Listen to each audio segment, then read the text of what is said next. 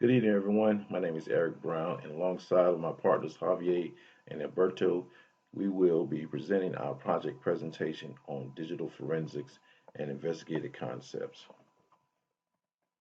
In a world consumed of digital data and the ability to process tons of information across different platforms, comes the need to not only protect this information from loss, but also from theft and inappropriate access, perhaps from cyber criminals or rogue employees. With these concepts in mind, security analysts as well as digital forensic investigators must possess the knowledge of how to harden the networks and how to defend, protect, and recover from unwanted attacks on their systems. In this paper, we will cover several topics relating to digital forensics, such as encryption and decryption methods, the use of keyloggers that secretly records keyboard strokes, and also look at ways data can be recovered with a vast amount of premium and open source tools. The flow of the paper will cover the encryption and decryption tools along with how they work in sections 2 and section 3 respectively, followed then by anti-forensics tools in section 4, which are used to make recovering data more difficult and challenging for forensic investigators. Next, in section 5, data recovery concepts will be addressed to illustrate techniques of recovering data through the means of image capturing, carving, and live acquisitions. The paper shall conclude in section 6 with a wrap up of the overall presentation. Now I will pass the microphone to Umberto. Thank you. Encryption. The first known evidence of cryptography can be traced to the use of hieroglyph over 4,000 years ago. The Egyptians used to communicate by messages written in hieroglyphs. This code was secret known only to the scribes who used to transmit messages on behalf of kings. However, these first implementations of cryptography were not as it is known today. Egyptians utilized no fully developed code or hieroglyph symbol substitutions. Later, the scholars moved on to using simple monoalphabetic substitution ciphers during 500 to 600 years before Christ. This involved replacing alphabets of messages with other alphabets with some secret rule. This rule became a key to retrieve the message back from the garbled message. Modern cryptography is the cornerstone of computer and communication security. Its foundation is based on various concepts of mathematics such as number theory, computational complexity theory, and probability theory. In the 1970s, data encryption standard was created. Later on, several other encryption algorithms were created, such as triple DES, RSA, blowfish, two-fish, and AES. Cryptography is the process of making information unintelligible to an unauthorized person. It is considered one of the strongest protection measures against unauthorized access to data. In the context of digital forensic, it limits the information on the device accessible to forensic investigators, and it can be used to hide or make evidence unreadable on the compromised systems. As briefly covered, DES was first used by the US government in the late 70s. This algorithm uses a 64-bit key. 8 bits are used for parity check, limiting the key to 56 bits. Currently, it is commonly used in ATM machines for PIN encryption and in Unix password encryption. DES can operate in different modes. It is vulnerable to key attack when a weak key is used. In 1998, a group of researchers were able to crack DES using distributed PCs on the internet in only 22 hours. Triple DES encryption standard. Once the weakness of normal DES became more apparent, triple DES was adopted in a wide range of applications. It was published in 1998 and it gets its name because it applies DES cipher 3 times to each block of data. The key length is 112 bits. or 168 bits and with a block size of 64 bits of length. Its security depends on the keying options that are being used. Keying option 1 involves 3 different 56-bit keys, which gives a total of key length of 168 bits. 3 triple des is scheduled to be depreciated in the next few years. Therefore, it is recommended to use other algorithms. Founded in 1977, RSA is a public key crystal system. It was named after its founders, Rivest, Shamir, and Adelman. RSA consists of 2 keys, a private key and a public key, which anybody could have access to. And a key size could be from 1024 to 4096 bits. At a high level, one key is used to encrypt the data and the other key could be used to decrypt it, allowing the user to transfer secure data over insecure networks. It is based on factoring problem of finding product of 2 large prime numbers. Blobfish was published in 1993. It is a symmetric key block cipher and key length could vary from 32 to 44 bits and block size of 64 bits. Its structure is Fiesta network. Blobfish is significantly faster than DES and it is commonly found in embedded devices such as mobile devices and computers. Blobfish is a block cipher published in 1998 by Counterpane Labs. It was one of the 5 of the advanced encryption standards. Another symmetric key method of encryption is finalist, although it was not selected as AES. Twofish uses a block size of 128 bits and key sizes up to 256 bits. This encryption method was also designed by Bruce Schneider, but was mainly created for 32-bit CPUs. It is considered highly efficient for software that runs on small processors, such as those on small cars. Last but not least, we have AES, or Advanced Encryption Standard. AES is a symmetric block cipher encryption technique which has eventually become the standard to encrypt classified information. AES consists of 3 block ciphers, 128, 182, and 256.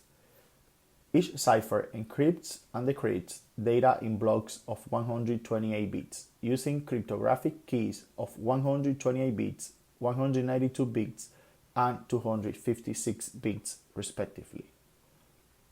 Decryption. There are numerous existing applications that allow forensic experts to decrypt information. These tools allow the discovery or extraction data for encrypted devices. Decryption tools such as Password Kit, Business Password Kit Forensic, Forensic Disk Decryptor, and LComSoft Password Recovery Bundle are used to crack the encrypted information by acquiring encryption keys. Those keys can be obtained by analyzing a hibernation file, analyzing a memory dump file, or by performing a firewire attack. Password Kit scans the physical memory image file and extracts all the decryption keys, which are later used to decrypt the given volume. If the target computer with the encrypted volume is powered off, encryption keys are not stored in its memory, but they could be possibly recovered from a different location created when the system hibernates. Password Kit can work with either a Veracrypt volume file or with its image. In the case of BitLocker, it works with image files or encrypted disks. This software was created by LComSoft Forensic Disk Decryptor, and it offers all available methods for gaining access to information stored in encrypted BitLocker, PGP, FileVault, and Veracrypt disk and volumes. One of the benefits of this tool is that it's able to decrypt and access information stored in most popular containers. Obtaining keys from RAM, dumps or hibernation files extracts all keys from a memory dump while leaving no trace behind each operation. LComSoft Password Recovery Bundle, or EPRB, is another tool developed by LComSoft. This software allows corporate customers, IT support administrators, forensic and law enforcement officials, to gain access to various passwords protected documents. One of its main functionalities includes disabling the protection placed on disk and systems as well as decrypt files that were protected with encryption programs, such as TrueCrypt.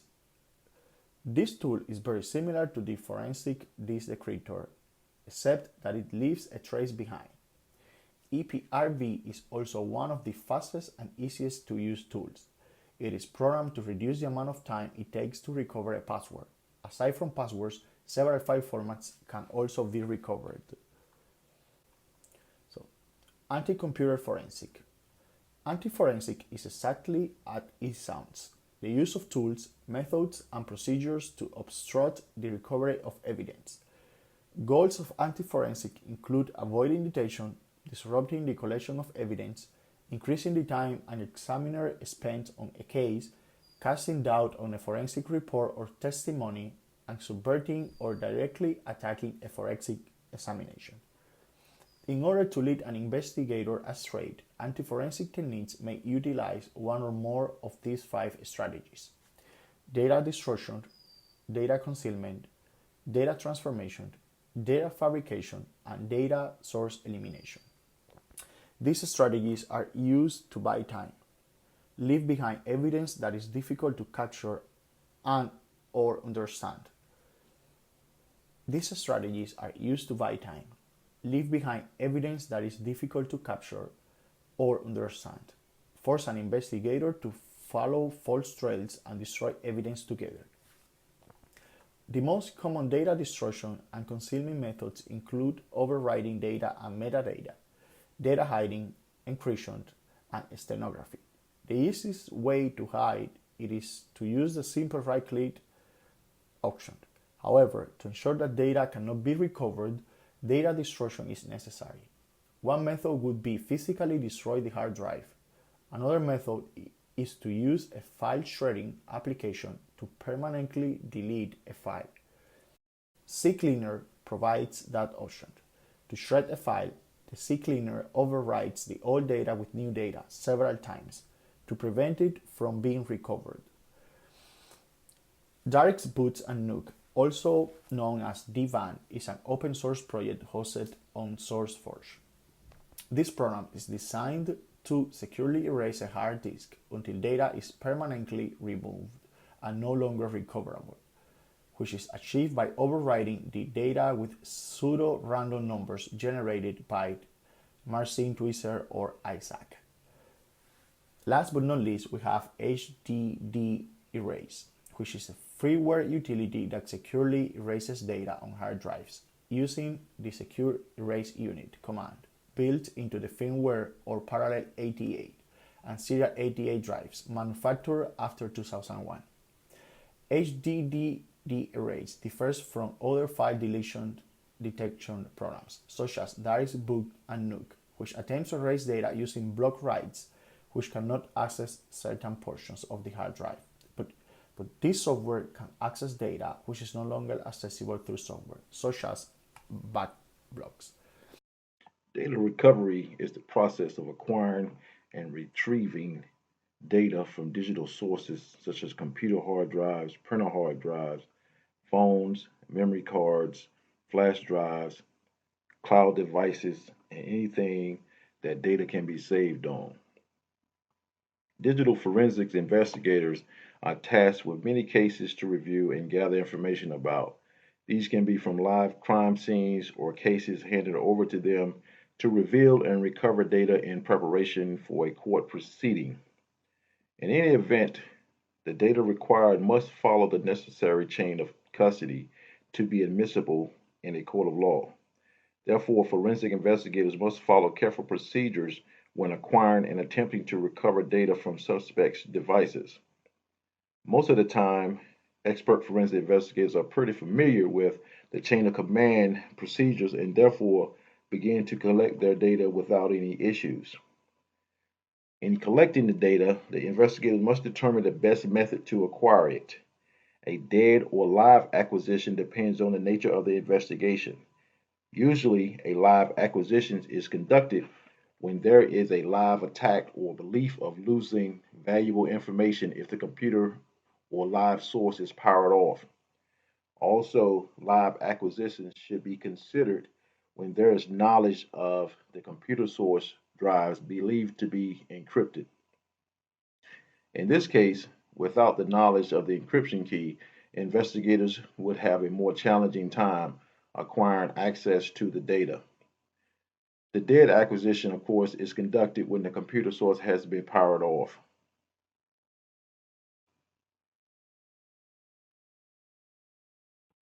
There are several tools investigators use to collect information.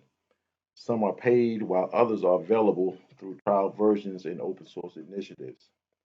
Of these tools are image capturing software like FTK Imager from Access Data, others like Pro Discovery, Pro, OS Forensics, Autopsy, Encase, DEFT, FRED, otherwise known as Forensic Recovery of Evidence Device, and of course the Forensics Toolkit, FTK.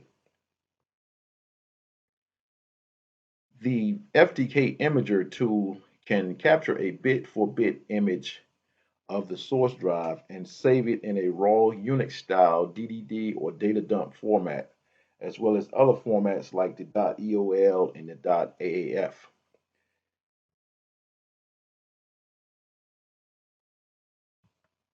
After capturing the image, an analysis can be done to inspect the data for any misuse or just to recover it in general. There are, however, some cases where acquiring the data is a little more challenging. These are situations where encryption and password protected drives and files are prevalent. In these cases, it is possible to use password cracking tools like John the Ripper or Offcrack.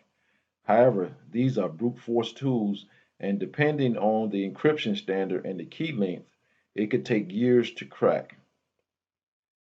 Fortunately, there are areas within the file system that may be exposed to weaknesses in relation to encryption. Research suggests that even though a drive may be encrypted, there still may be evidence of plain text documents of the decrypted versions resided in places like the page.sys file, the System32 spool printers folder if it was not encrypted, or in some unallocated space on the drive. In all likelihood, when encountered with the encryption, it is best to perform a live acquisition of the machine to include the capturing of the system's RAM contents. Temporary copies of plain text files could be saved temporarily in RAM when used by programs like Microsoft Office, Word, Excel, and Outlook. Tools like the FTK Imager and others can capture these RAM contents and save them to designated source drive areas to be analyzed later. So you definitely can get away or around encryption by having the expertise and knowing where to look, such as in the temporary internet files and folders and Slack space, things of that nature.